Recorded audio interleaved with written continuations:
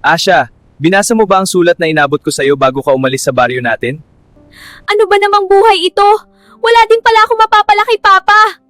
Hoy, Maribel, naglayas ka sa inyo. Tara doon ka na lang muna sa amin, magpalamig ka muna. Sige, salamat. Oh, dito ka muna. Pasensya ka na at makalat dito.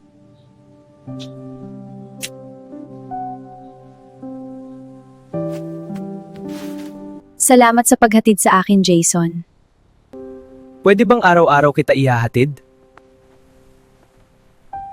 Ma, nasaan si Maribel at bakit hindi ko siya nakikita dito sa bahay?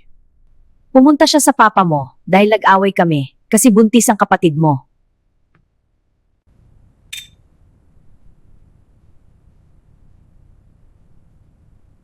Nerso, uwi ka ng bahay, talaga may panggastos ka sa babae mo, pero wala kang pambili bigas.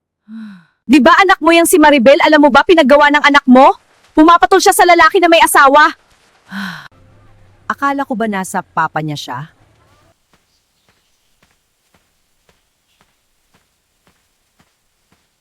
Maribel, bakit hindi ka umuwi ng bahay, ha?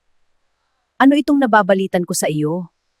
Maawa ka sa bata na nasa sinapupunan mo. Hindi ako uuwi ng bahay. Buhay ko ito kaya gagawin ko kung ano ang gusto ko.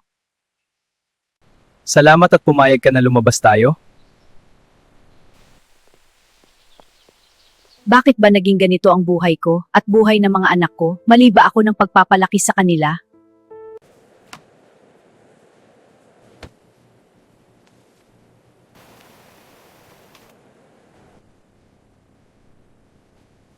Ma, unti-unti na din napapaayos ni Ate Asha ang bahay ni Lola.